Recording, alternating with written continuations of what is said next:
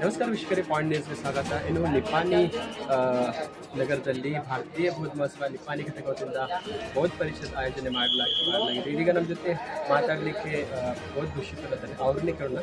Sir, ಏನಿದು ಬೌದ್ಧ ಧಮ್ಮ ಪರಿಷತ್ ಅಂದ್ರೆ ಏನು? ಹೌದು, ಧಮ್ಮ ಪರಿಷತ್ ಅಂದರೆ ಎಚ್ಚರಿಕೆ ಮನ್ಕೊಂಡಿದ್ದ ಜನರಿಗೆ ಎಚ್ಚರಿಕೆ ಮಾಡುವ ಒಂದು ವಿಚಾರ.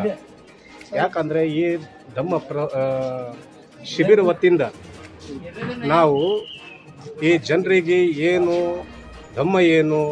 ಧಮ್ಮದ ವಿಚಾರ ಏನು, ಧಮ್ಮ ಅಂದರೆ ಏನು, ಇದು ತಿಳುವಳಿಕೆ ಬರಬೇಕು, ತಿಳುವಳಿಕೆ ಆಗಬೇಕು ಅಂಥೇಳಿ ಈ ಧಮ್ಮ ಪರಿಷತ್ ವತಿಯಿಂದ ನಾವು ಎಲ್ಲ ಭಿಕ್ಷು ಸಂಘರು ಮತ್ತು ಭಾರತೀಯ ಬೌದ್ಧ ಮಹಾಸಭಾದವರು ಕಾರ್ಯಕರ್ತರು ಇವರೆಲ್ಲ ಪ್ರಯತ್ನ ಪಡ್ತಾ ಇದ್ದೇವೆ. ಯಾಕಂದ್ರೆ ಧಮ್ಮ ಪ್ರಚಾರ ಆ್ಯಂಡ್ ಪ್ರಸಾರ ಆಗಬೇಕಂತ.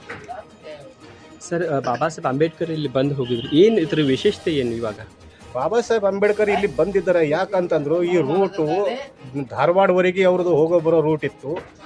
ಯಾಕಂದ್ರೆ ವರಾಳೆ ಮಾಮಂದಲ್ಲಿ ಹಾಸ್ಟೆಲ್ ಇತ್ತು. ಅಲ್ಲಿ ವರಾಳೆ ಮಾಮ ಅಂಥೇಳಿ ಇಲ್ಲೇವರೇ ಕಾಣುತ್ತಾರೆ ಅವರು.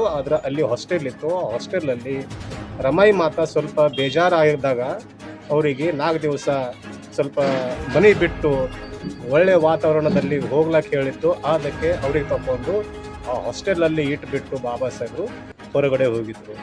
ಆ ಸಮಯದಲ್ಲಿ ಅಲ್ಲಿ ಆ ಮಕ್ಕಳನ್ನ ಕೂಡ ಊಟಕ್ಕೆ ತಿಂಡಿಗೆ ಏನು ಅವರಿಗೆ ಖರ್ಚೇ ಇರಲಿಲ್ಲ. ಆ ಸಮಯದಲ್ಲಿ ರಮಾಯಿ ಮಾತಾ ಅಲ್ಲಿ 4 ದಿವಸ ಉಳ್ಕೊಂಡು ತಮ್ಮ ಕೈಯಲ್ಲಿ ಇದ್ದಿರೋಂಥ ಬಂಗಾರದ ಬಳೆ ಮಾರಿಬಿಟ್ಟು ಆ ಮಕ್ಕಳನ್ನ ಊಟ ಬಡಿಸಿದರು. ಅದು ಎಲ್ಲಕ್ಕ ದೊಡ್ಡ ವಿಷಯ.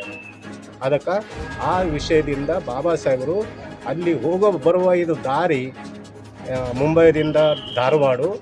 ಅದಕ್ಕೆ ಇಲ್ಲಿ ಯಾವಾಗಲೂ ಬಂದಾಗ ಇಲ್ಲಿ ಸ್ಟೇ ಮಾಡ್ತಿರು. ಇಲ್ಲಿ ಉಪಾಸಕರ ಜೊತೆಯಲ್ಲಿ ಒಂದು ಸ್ವಲ್ಪ ಚರ್ಚೆ ಮಾಡಿ ಮುಂದೆ ಹೋಗ್ತಿರು.